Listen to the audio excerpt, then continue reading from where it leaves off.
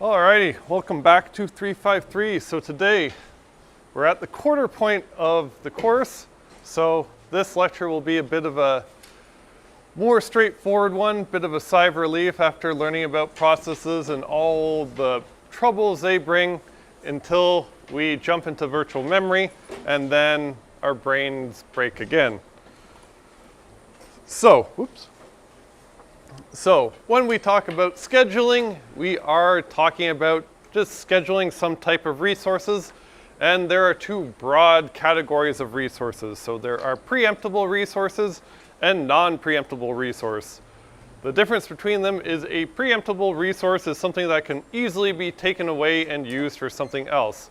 So for like a CPU, you can easily take it away from a process, give it to another one, and you can just share it through scheduling. So you just get to decide whose turn it is.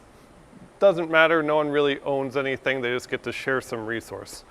So a non-preemptible resource is something where the resources cannot be taken away at any time. So for instance, disk space. I can't just randomly borrow a gigabyte that some other file is using, change it, modify it, and expect the other thing not to suffer. So whenever I have non-preemptible resources, then they're shared through like allocations and deallocations. So for some real high computing applications, some of them may allow you to just allocate a CPU. If you really need to know, be sure that you have a CPU for a set amount of time, you may be able to allocate and deallocate a CPU, but you won't see that in general Linux, like just a general purpose operating system, more high performance.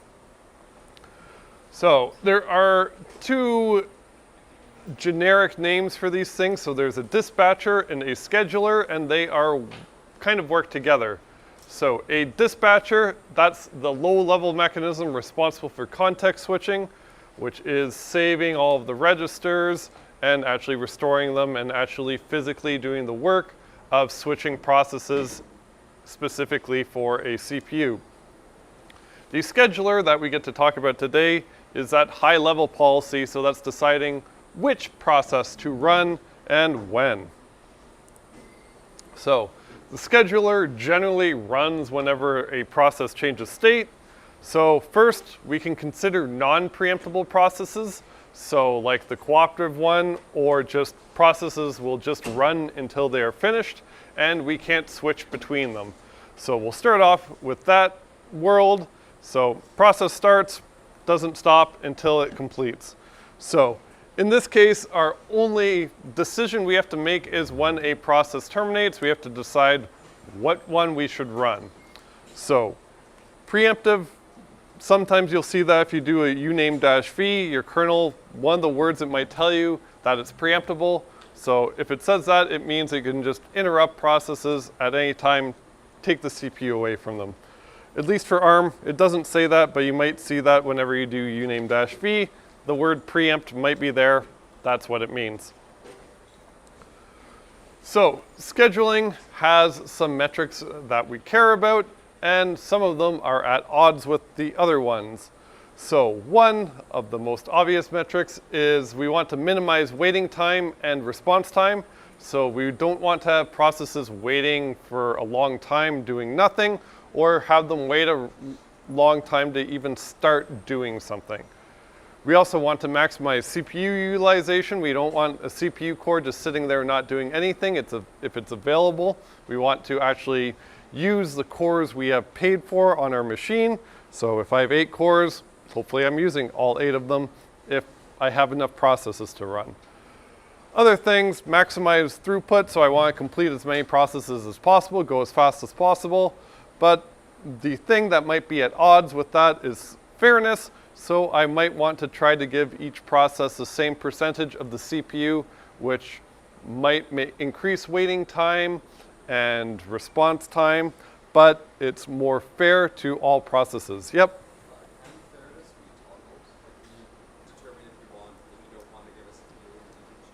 Yeah, so the question is, can fairness be toggled? And we'll talk about that later, some things we can do. So we can kind of play with them to get something that feels better. But with scheduling, since everything's at odds with each other, it's just a bunch of trade-offs all the time. So we'll see some more advanced things. Today will be fairly basic scheduling algorithms. The first one, well, we should know it if we've ever been to, I guess, any place with a cash register or a kiosk or something like that. First come, first serve. That is a basic scheduling algorithm. So it's the most basic form of scheduling. We've done it every day. Same thing applies to processes. So you just essentially form a line. The first process that arrives gets the CPU, and then they're stored in a FIFO queue. So normal queue we have, first in, first out, and they're just in that queue in arrival order. So whenever the first process in line is done, we go to the next one. Whenever it's done, we go to the next one. It's the most basic form of scheduling we got. So throughout all of this and on the exam, so there'll be a question that will be like essentially a freebie, hopefully on the exam. That'll be a scheduling question to like draw the schedule with this algorithm. It will look something like this. So a Gantt chart we can use to illustrate the schedule. So you'll always be given like a list of processes. So here I have 4 processes and then their arrival time. So at what time does it arrive? And I just generally use time units that are just whole numbers. And then there's this burst time, looks a little weird. So burst time, essentially what that means is how long this process wants to execute on the CPU for. So how many time units. It's called burst time. Don't look at me, I didn't name it. It's how long it wants to actually run for. So considering they all arrived at the same time instant, T0, I will just tell you the like nanosecond order that they arrived so you can actually do this question. So we'll just assume that they arrived, P1 arrived before P2, arrived before P3, arrived before P4.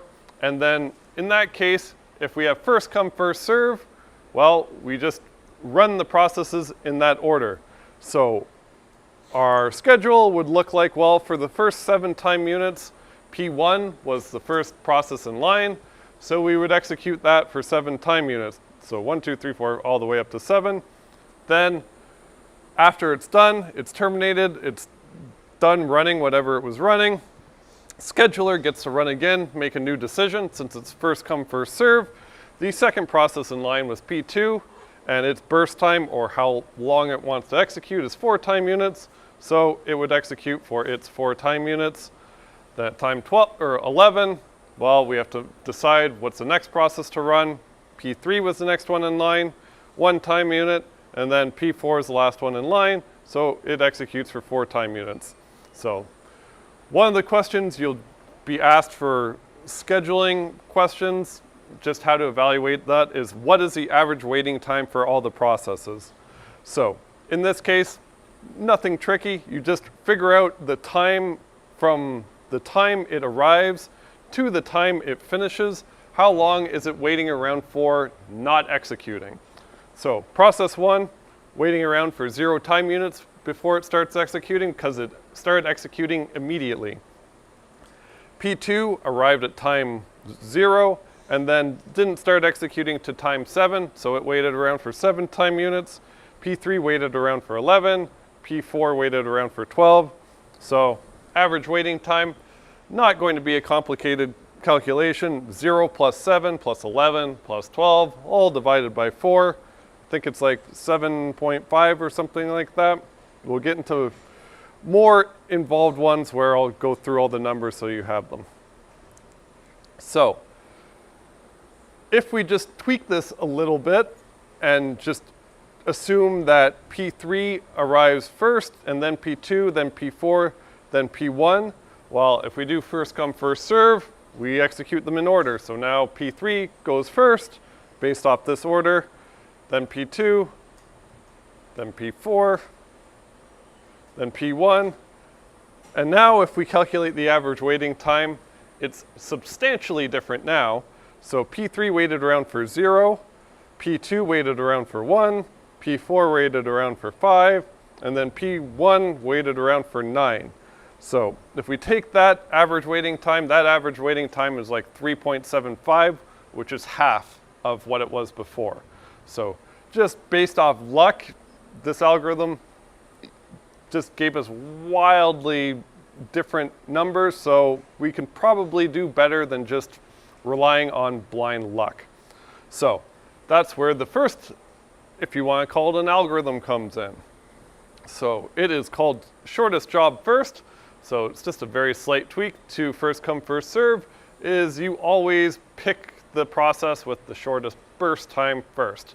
And we're assuming no preemption still at this point. And the idea behind that is, well, if I run the shorter programs first, they will finish, free up the CPU, and then my average waiting time will be minimized in that case. Yep. So if I got like a job that took like 4 time units first, and then 1 second later I get a job that takes 2 time units, do I switch to doing the one that takes two time units, even though I've already spent 1 second before time unit one? Yeah. So So you have like a buffer where you wait for jobs to pile up and then start. yeah. So the question is, if one job comes in that's shorter while you're executing something longer, does it take over or what happens? So for this is not preemptible, so it would, whatever we schedule just goes until it finishes. But that will be our first tweak to this because, well, that's one of our things we would want to do if we make it preemptible. So, shortest job first, that'll minimize that average waiting time. So now this will be our running example for the rest of the lecture. So we have those same 4 processes. I just tweaked the arrival time, so P1 arrives at 0, P2 arrives at 2, P3 arrives at 4, P4 arrives at 5. So what I like to do is just at the top of these, I just write the arrival time so I don't have to look at the table again. So P1 arrives here, P2 arrives at 2, P3 arrives at 4, P4 arrives at 5. And then their burst times are the same. So now in this case, if I do shortest job first and I can't preempt anything, well, at time 0, I have a process to run, P1, and at that time, that's my only option. So I have to run P1. So I will run it for 7 time units, and because I can't take away the CPU from process run 1, doesn't matter if P2 or P3 or P4 are now want to run, doesn't matter, I have to wait until P1 is done. So after P1 is done, that's when I can make my next scheduling decision. I decide between process 2, 3, and 4. In this case, the shortest job of all those is process 3. So I would just execute that for 1 time unit. And then between process 2 and 4, well, if there's a tie, so they run for the same amount of time, I just go by who arrived first. So in this case, P2 and then P4. Yep.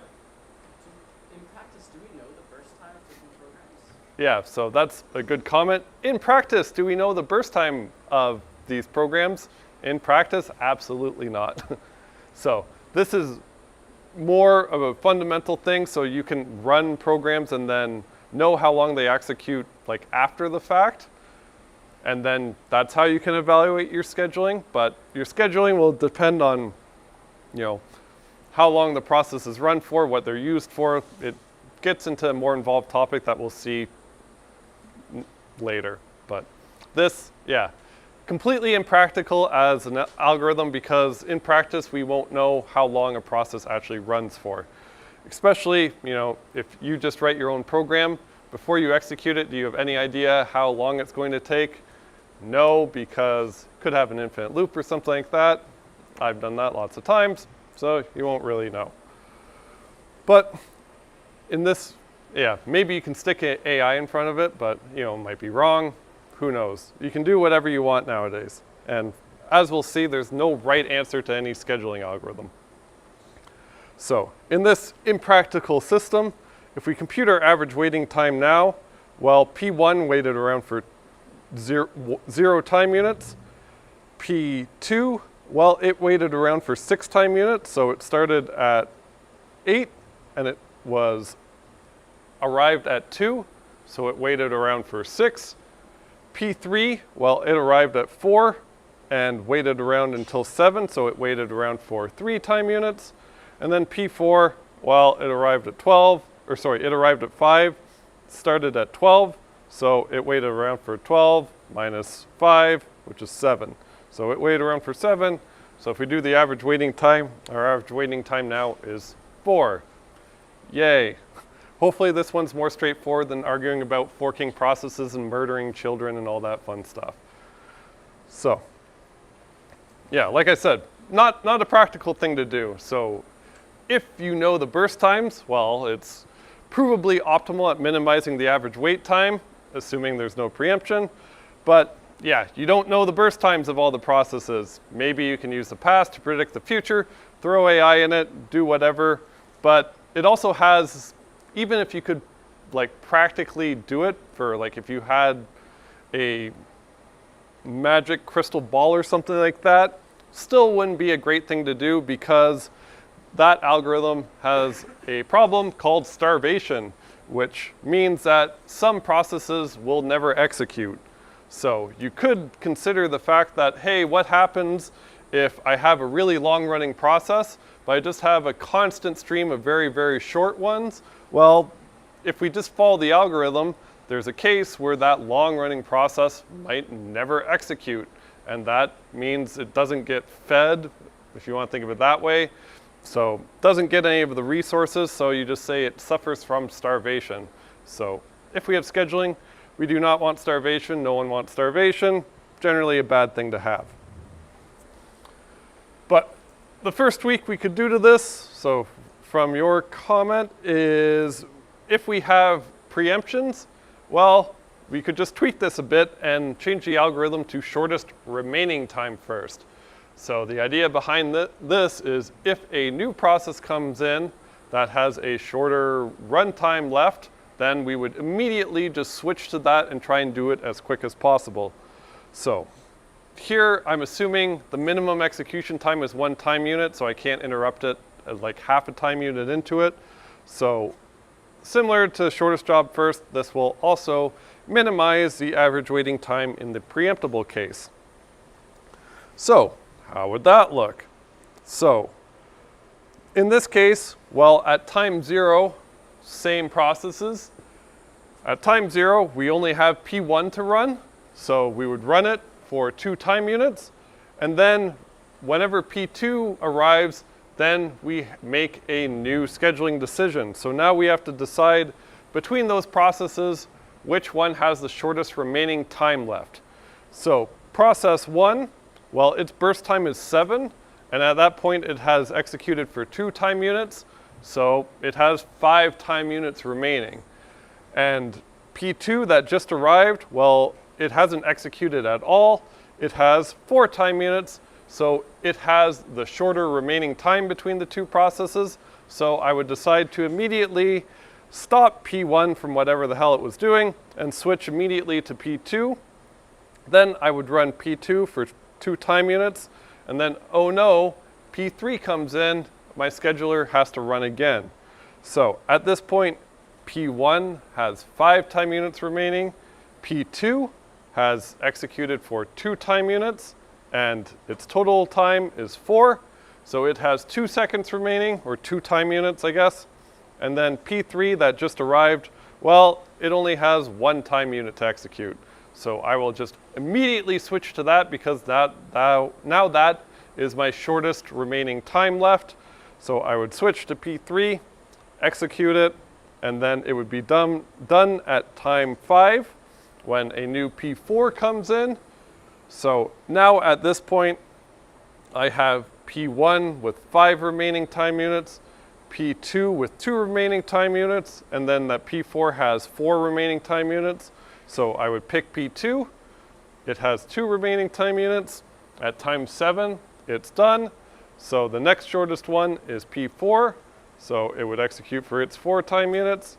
And then finally at time 11, well, P1, it finally wraps up and finishes up. So now calculating the average waiting time is a bit harder, but you can use some math tricks if you don't want to count. So like for P1, what you would want to count is like how, from the time it arrives till the time it finishes, how much time was spent just waiting around not executing. So you could just count like 1, 2, 3, 4, 5, 6, 7, 8, 9, or you could use math to your advantage. So if you look at the total time it was sitting around on the CPU, so the time it finished, which is here 16, and the time it arrived, so it was around for 16 time units, and well, since it finished, you know it must have executed for 7, so you don't have to count, so it's just total time it was around 16 minus the time it was actually running, so 16 minus 7, in that case is just 9, so you don't have to count.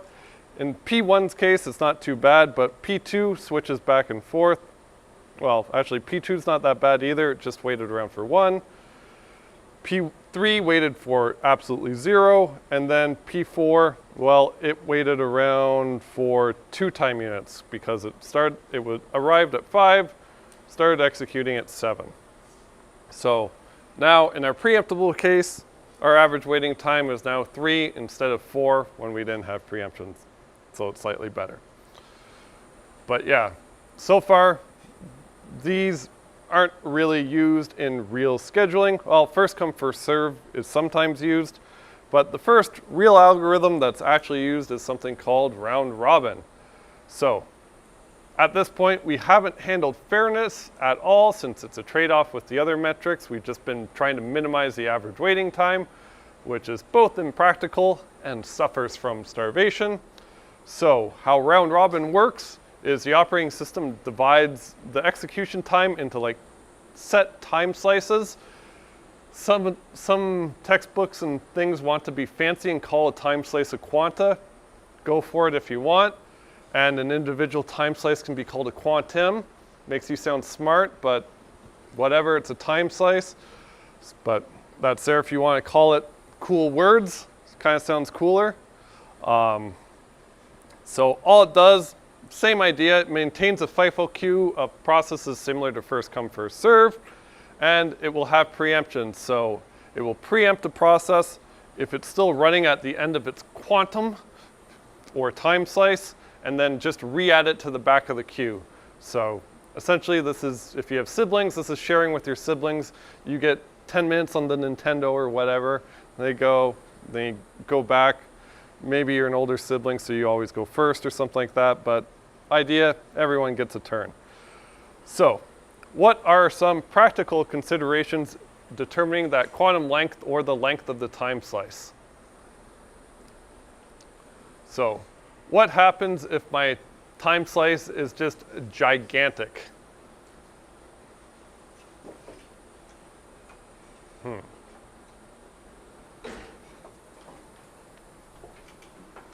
Yep.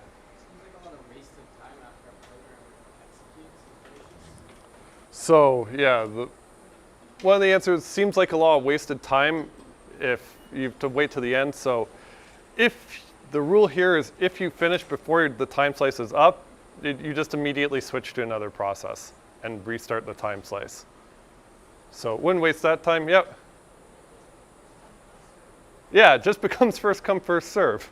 So if it's gigantic, well, it starts off with a FIFO queue, same as first come, first serve. If the time slice is longer than any one process takes, well, suddenly this is first come, first serve. What about the other problem where you make it really, really, really small? So in some, yep.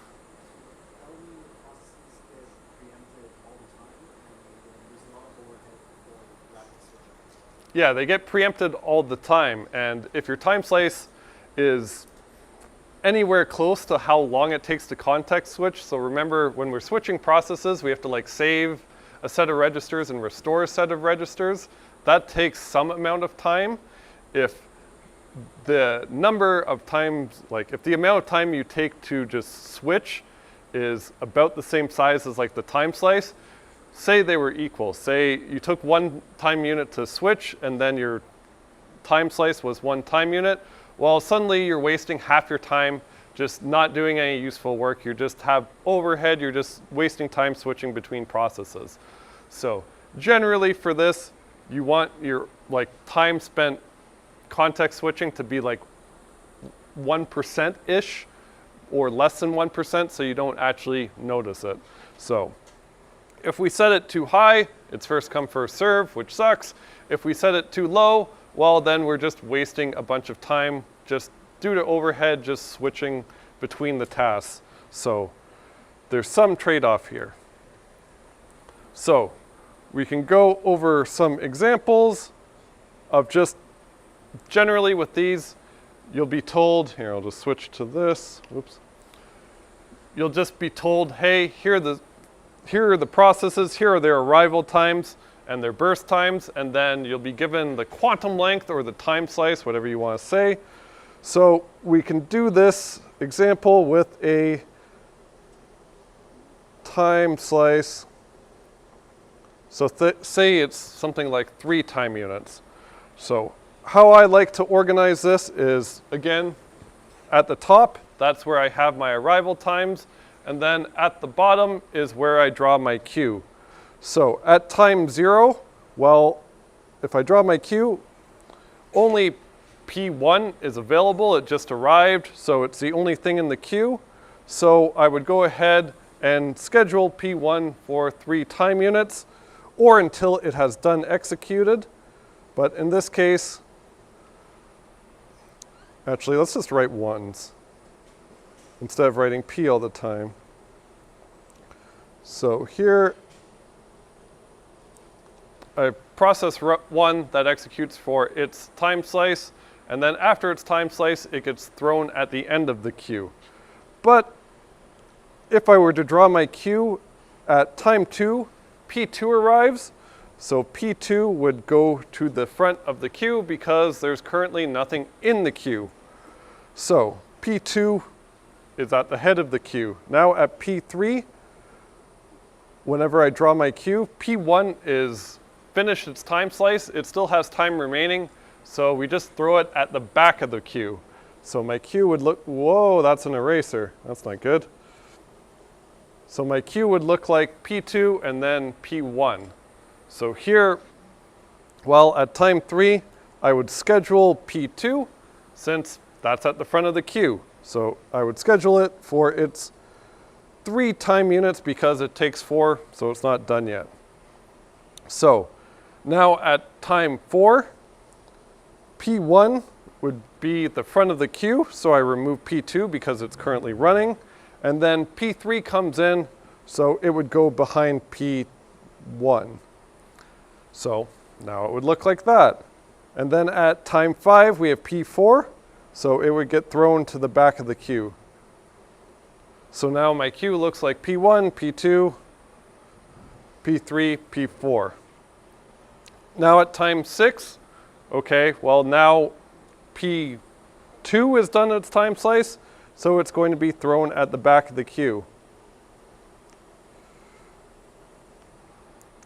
And now P1 is at the head of the queue, so it gets to run for its 3 time units. Then it gets thrown to the back. My queue would look like P3, P4, P2, P1. P3 only runs for 1 time unit, and then it's done. So immediately, because the process is terminated, the kernel is going to know about it and then pick the next process to run. In this case, our queue would be P4, P2, P1. So P4 takes 4 time units. It's got a quantum length of 3. So it would use its full time slice and then go to the back. Now we would have P2, P1, P4. So P1 just has 1 time unit left, so we got a 2.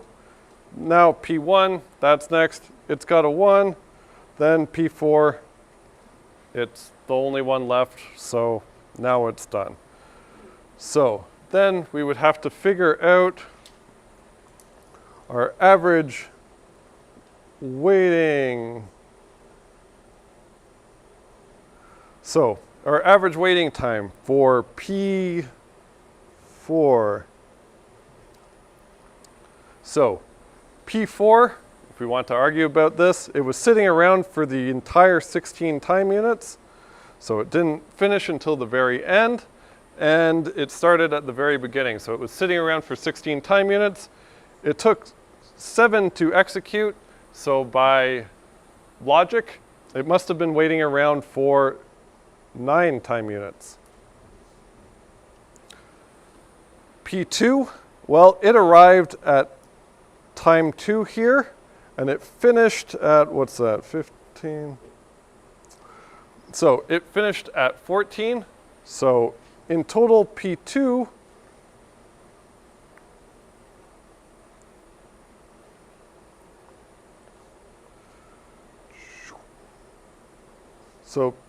was around for 12 time units.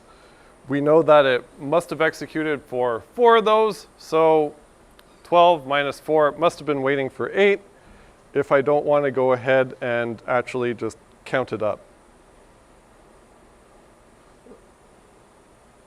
Oh, whoops, I screwed up process 1, sorry. Process 1, it finished at 15, not 16, so it's 8. Whoops, sorry about that. So yes, process 1 actually finished at 15, not 16, so it was around for 15 time units. 15 minus 7, that's 8. Sorry, I thought it ended at 16. All right, waiting time for process 3. Well, process 3 arrived at 4. It finished at, whatever the hell this is. So it finished at 10. So it was sitting around for 6 time units, executed for 1 of those, or other words, it waited around for 5. Or if I wanted to, I could count all of the boxes that waited for. So it waited for 1, 2, 3, 4, 5, until it actually executed for its 1 time unit. And then finally with process 4, it finished at time 16, started at 5, so it was sitting around for 11 time units. Its burst time was 4, so it must have waited around for 7 time units. So, since it's an average, divide that all by 4, and we should get something like 7. All right, next thing we would want to compute here is our average response time.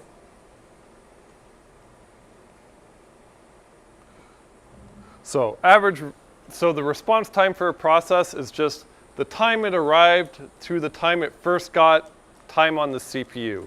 So just time it starts till time it first executes. So for process 1, well, it arrived at 0, started executing at 0, so its response time was 0. Process 2, well, it arrived at time 2 and then started executing at 3, so it only waited around for 1 time unit. Process 3 started executing at 9, arrived at 4, so it was waiting around for 5 time units. Process 4 arrived here at time 5, didn't start executing until time 10, so it was also waiting around for 5. So if we take that, divide by 4, we also get 7. The final metric we generally care about is the number of times we context switch, because right now we're assuming that they are instant. So to count the number of context switches, you just count how many times we change between processes. So, whoops, that's an eraser again. So we change between 1 and 2 here, then 2 to 1, then 1 to 3, then 3 to 4, then 4 to 2, then 2 to 1, then 1 to 4. So if we just count the number of red lines, our number of context switches is equal to 7. And whoops, sorry, response time was not that. 2.75. Yeah. I have a question about time step number 4. Because Yep. P3, that's when P3 arrived. Yep. Why would you put P1 over P3 instead of adding P1 to the back of the queue? So the question is at time, let's point. So at time 4, when P3 arrived, why didn't it go to the front? Yes. So why P3 didn't immediately go to the front is because at time 3, whenever P1 was done, well, its time slice is done, but it just gets re-added to the back of the queue. So at time 3, that's when it was re-added to the queue. So by time 4, it's already been sitting in the queue. So, but that's a good point. There might be the situation where, what about if P3 actually just arrived at the same time we re-queued it? So in that situation, you should always prefer, like if there's a tie between re-queuing an old task and the new task arriving, always put the newly arriving task ahead of the re-queue one. Reason behind that, well, you're not going to change the average waiting time at all, but you're going to lower the response time for the new arriving task. So always just prefer the arriving one in the event of a tie. Yep. Another question, how do you get 8 for the waiting time for P1 again? So the 8 for the waiting time for P1 is P1 finished at time 15, and it arrived at time 0. So in total, it was hanging around for 15 time units, and it must have been executing for 7 of those. So 15 minus 7 is 8. Or I could just count the number of blocks it was waiting around for. So I could do that in orange. So it was waiting around for like 1, 2, 3, not there, 4, 5, 6, 7, 8. But if you don't want to count it like that, I usually just use the math version of it because I don't like counting. People like hiring lazy programmers because they just do things faster because they're lazy, and I like being lazy. All right, any questions with that? All right. All right. I could be mean and say, hey, do it again, but now quantum length is 1. Oh, guess what? You just have to do it over and over again. Do you want me to do this example, or should we? Yeah, no one really wants to do this. Okay, so all on the slides, we can go over that. Answers are on the slides, so don't worry about it. This, fairly straightforward. Could also ask, hey, do it again. Quantum length is now 10. Oh, guess what? That's longer than any process. So looks like our first come, first serve again. So it's exactly the same that we had at the beginning. So the round robin performance is going to depend on that quantum length and job length. So typically round robin has low response, good interactivity. So like if you're using it for like scheduling something where you are typing and you want to see what you typed immediately, generally round robin's pretty good at that. It has fair allocation of the CPU, fairly low average waiting time when the job lengths vary, but the performance depends on the quantum length. Too high, it becomes first come, first serve. Too low, too many context switches. Again, probably want the context switches to be like 1% or less of the total time. And also, if you simulate this with a whole bunch of different jobs, if the jobs have like similar job lengths, round robin's actually pretty bad. But to summarize all that, scheduling, it involves some type of trade-off. So we looked at a few scheduling algorithms today. 2 are actually used. So we saw first come, first serve. That's the most basic one. Shortest job first when we were trying to minimize waiting time. So that was the non-preemptible version where we just start a process and keep on going until it's done, then make a new decision. Then we had shortest remaining time first where, hey, if a shorter job comes in, let's immediately switch to that. But in general, you won't know how long a job takes. And well, that'll optimize the lowest waiting time or turnaround time. You might see it referred to, but generally, that's not the be-all and end-all with scheduling algorithms. You want to have fairness. Round robin optimizes fairness and response time. And beginning at next lecture, we'll see more advanced scheduling to actually tweak this. So that's it for the content. So I'm gonna, in the extra time, I will do this fun question that's like an exam-y question. Oh yeah, question? Is there some kind of rule of thumb for selecting the font size based on, for example, the job length and other kinds of... Sorry? Is there like a rule of thumb for selecting an appropriate time slice size? Yeah, so the question, is there a rule of thumb for selecting the time slice size? Generally, the rule of thumb is set it as low as you can such that the overhead is like 1% or less.